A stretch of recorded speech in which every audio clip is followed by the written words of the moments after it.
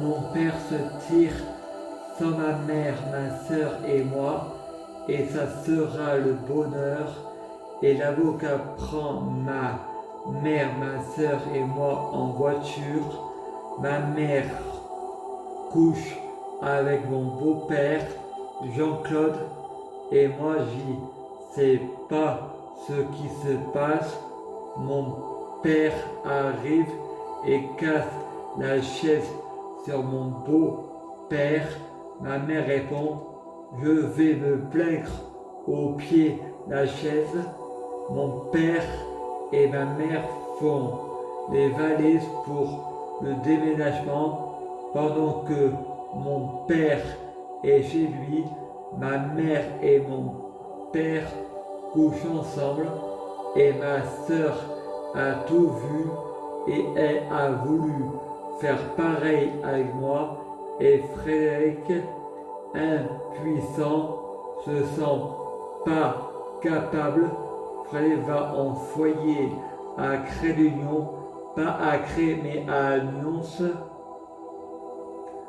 Frédéric fait une crise pour retourner chez son père. Ensuite, la directrice Christine Rambure et le directeur Denis Rambure font hospitaliser Frédéric à Montfavet parce que Frédéric a fait une crise. Frédéric à Montfavet casse les fleurs, enlève la terre. Ensuite, Frédéric attend qu'on lui donne un pyjama. Frédéric prend sa douche. Il y a une érection et coupure électricité. Frédéric met son pyjama et la fille rigole. Ensuite, Frédéric prend le taxi, retourne à Cré-l'Union, jouer à la Nintendo. Ensuite, Frédéric va se coucher. Julien avait profité de l'absence de Frédéric pour salir son propre lit pour que Frédéric soit puni. Et Frédéric dit c'est un copie-patte pour profiter des mêmes conneries que j'avais fait avant pour que ce soit Frédéric qui soit puni. Et Frédéric répond à l'éducateur, j'ai rien fait moi. L'éducateur répond, si tu étais innocent, tu serais en colère alors que là tu rigoles. Alors Frédéric joue la colère. Gilles et les élèves se promenant dehors et Frédéric, énervé, raconte un gros mensonge. Les mecs y couchant avec les filles pour les violer, comme Joseph m'a violé, et pourtant je suis blanc comme neige. Et l'éducateur dit que Frédéric est parano, mais par contre, tiens compte de ce que Frédéric a dit sur Joseph. Ensuite, il en parle au directeur et il en parle à son père. Et son père répond, j'ai des preuves. Frédéric décidait du porno. Frédéric répond aux éducatrices Véronique Rambure et Agnès Dozon. Ils font ça pour l'argent. L'éducatrice répond, il n'y a pas d'argent pour cette affaire-là. Quelques jours après, Véronique Rambure répond, Gilles me fait des menaces. Gilles est l'aise de Véronique Rambure. Véronique Rambure me raconte que son ex, avec son père, a tué une fille.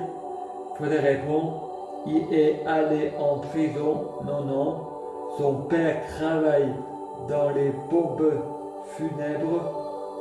Frédéric avec Véronique Rambure vont chez les flics pour que Frédéric porte plainte.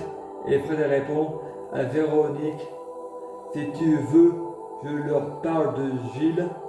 Et l'éducatrice a dit non.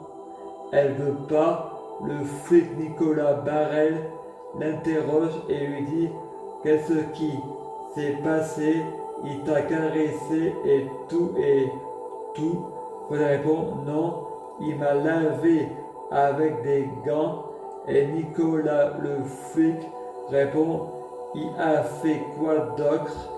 Frédéric répond: Frédéric, quand j'étais en famille d'accueil, j'étais au WC parce qu'il m'avait frappé car toutes les lumières, j'étais en famille d'accueil. Tu m'avais frappé car toutes les lumières étaient allumées. Je me souviens de ça car je saignais du nez. Le flic imprime la feuille. Frédéric répond: envoie ça à Plus belle la vie. Le gendarme ramène Frédéric au foyer. Frédéric part en vacances à la Grande Motte et pas à la Petite Marmotte.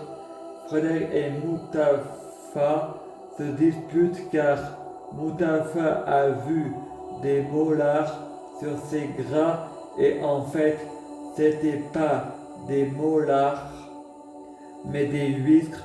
Ensuite ils se bagarrant et cassant la tente où Frédéric dort et Frédéric répond: je vais me plaindre à ma tante.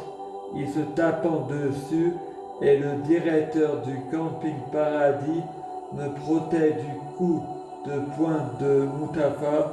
Ensuite l'éducatrice Agnès Vergultozon arrive et Frédéric répond: Ave César. Agnès Frédéric répond à la secrétaire: on n'est pas une famille, c'est un foyer pour jeunes en difficulté judiciaire. À suivre.